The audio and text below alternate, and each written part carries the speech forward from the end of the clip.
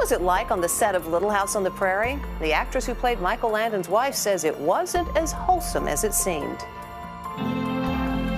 Little House on the Prairie was the biggest thing on TV in the 1970s. Few television shows have distilled the warmth, struggle, and cohesion of pioneer life, as well as Little House on the Prairie.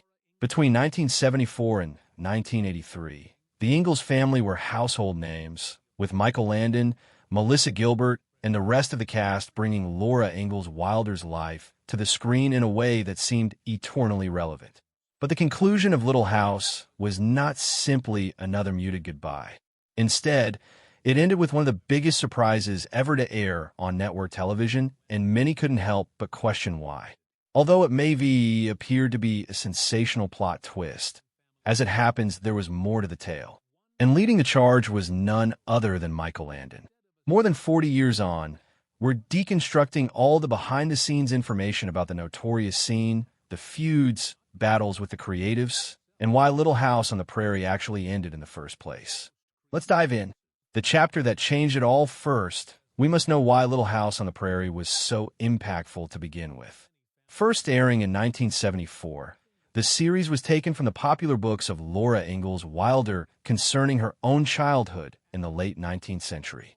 But what might well have been just a basic family drama expanded into something much more under Michael Landon's creative direction.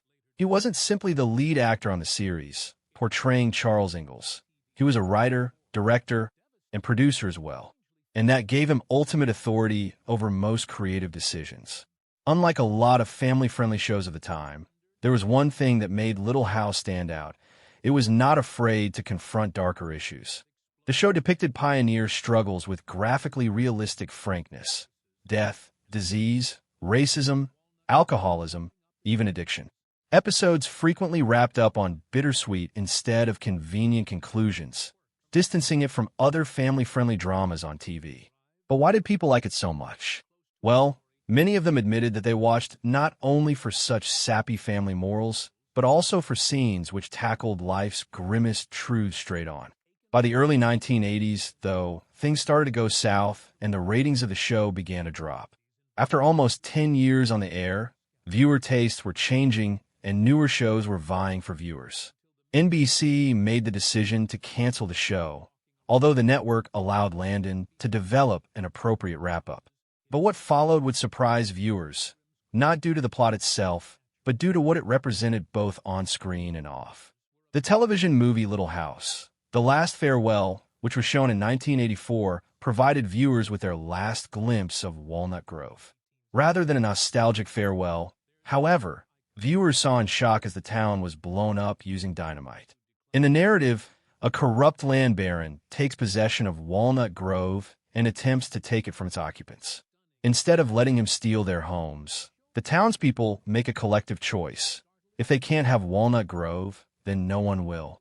Through a series of poignant scenes, families lay charges of explosives and blow up the very buildings that have been the setting of almost a decade of TV history. To audiences, it was a shocking and emotional turn. The schoolhouse, the mercantile store, even homes that audience members had come to know, all crumbling to dust before their eyes. It was unprecedented on television. Certainly, this wasn't simply a make-believe town. It was the physical location where actors, crew, and fans had poured years of narrative. And the best part was that the destruction wasn't done via some visual effect or camera trick. Landon had actually had the set destroyed using actual dynamite. Crazy, huh? While the decision was daring, it was not arbitrary. Landon's growing frustration with NBC had been building for a bit of time, and he had made up his mind that Little House would finish on his own terms. In his own words, he did not want to see Walnut Grove reused as a backdrop for another show or left to decay. So the wisest option was to actually blow everything up, because in doing so, he ensured that Little House went out with a definite full stop, both on and off screen. Cast members have since spoken about how the experience felt like visiting a funeral. Melissa Gilbert, who played Laura Ingalls, later described it as a long goodbye, devastating but strangely fitting. So how did viewers respond? At the time, reactions were mixed. Some appreciated the symbolic farewell, recognizing it as a dramatic way of closing the chapter. Others felt it was unnecessarily violent, almost sacrilegious to destroy such an iconic setting. Viewers who had been looking forward to a sweet, nostalgic conclusion were instead presented with bombings and tragedy. And for most, the image of Walnut Grove exploding into flames stayed with them. And like that, the finale became one of television's most notorious episodes of all time. But we can't discuss the finale episode and all its drama without first addressing all of the setup to it. And in order to do that, we got to ask ourselves some very serious questions. Did Landon's drastic decision really cause the show to be taken off the air? The truth behind the show's In the Truth is a bit more complex than what it appears. Whereas it may seem that Little House on the Prairie was canceled due to this episode, or indeed Landon's artistic decisions, it was never canceled because of any of these. Well, Landon had a lot to do with it, but the show itself had already concluded because of falling ratings.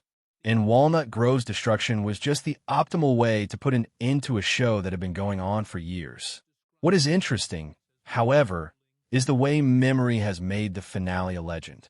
Throughout the years, they retold the tale of Walnut Grove's destruction as if in punishment from the network, or as if the violence of the scene itself had gotten the show canceled. Actually, the finale aired and even occasionally reran, but didn't enjoy the same longevity and syndication as other shows.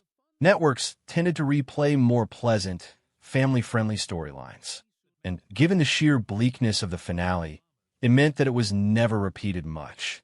In time, that lack was used to fuel the myth that it had been taken off the air. But whereas that infamous destruction of Walnut Grove was perhaps the most dramatic on-screen conclusion, the real sparks of controversy were behind the scenes. Behind the scenes, Little House's secret quirks. Before we dive right into all of the behind-the-scenes drama and conflicts, let's give a quick rundown of some of the little quirks you may not have caught while watching the show. Even Little House on the Prairie, that quintessence of frontier whimsy and family coziness, suffered its own quota of goofy errors, small anachronisms, wardrobe malfunctions, and bizarre moments that slipped by the cutting room. Perhaps the most entertaining timeline anomaly surrounds Laura's pregnancy in Season 7. Viewers noticed that despite the warm, flower-blooming scenes suggesting spring had arrived, Laura remained heavily pregnant well into the following summer, prompting fans to joke that Prairie Time just moves at its own pace. Then there's the ever-iconic Nellie Oleson with her perfect curls. Fans may be shocked to know that Allison Arngrim's golden ringlets weren't real. They were wigs, held firmly onto her scalp with metal combs and pins. The experience was so arduous, some accounts even suggest it caused her scalp to bleed sometimes. And maybe the funniest blooper involved a chicken magnate who traveled through time. In Season 8's Wave of the Future, Colonel Sanders, the Colonel, seems to sell a fast food franchise in Walnut Grove. The catch? Katz, the man and his chicken business, didn't appear until the mid-1900s, years after Little House's pioneer days. Followers have joked that fried chicken on the set might quite possibly have been KFC. Not all errors were about comedic time slips. Some were more practical blunders. In the holiday episode, Bless All the Dear Children, set in the frosty streets of Minneapolis, you'll notice characters walking around without coats. That's because the show was actually filmed in scorching Tucson, Arizona. And there were costume slips, too. A glimpse of Caroline's modern style bra and hairstyles that looked more 1970s than 1870s. Men were also largely clean-shaven, going against the bearded conventions of the time. In terms of action, there's the image of a dummy dropped from a train in a stunt, a perceptible stand-in that can undermine even the most intense sequences. And not every behind-the-scenes shot was earnest. Landon, caught between shots, loved to play jokes, most notoriously with frogs, and bring about chuckles in the midst of the stern pioneer existence. There's also casting trivia that saw future stars on the Walnut Grove stage. Sean Penn made his screen debut as Kid in Season 1's The Voice of Tinker Jones, and Jason Bateman played James Cooper Ingalls. And for eagle-eyed viewers, there's something else. Even in the ultimate 2-hour TV movie conclusion, The Last Farewell, which takes place in 1901, The townsfolk hardly appeared a day older than their series counterparts, even though years had actually intervened. It's a small visual clue that time in Walnut Grove tended to remain stationary. But the best thing about these bloopers and quirks is that they somehow don't detract, but charm. They tell us that making a much-loved period drama, season after season, is a living, breathing task. And they remind us that even the most planned shows contain a few lovely surprises hiding in plain sight. Now that we've established the more heartwarming facets, let's get into the behind-the-scenes conflict that could have derailed the show. Production and feuds. In order to make sense of how Little House on the Prairie ended, we must look to the individuals in charge of the show, behind and in front of the camera, and the tensions that usually existed below its clean-cut surface. At the center of Little House was Landon, who was so much more than Charles Ingalls, the loyal pioneer paterfamilias. Landon was the force behind the creative power. He scripted much of the show, directed hundreds of episodes, and served as an executive producer. Essentially, it was well-nigh his program. He'd achieved a level of dominance that allowed him to make Little House something that was at times deeper and darker than people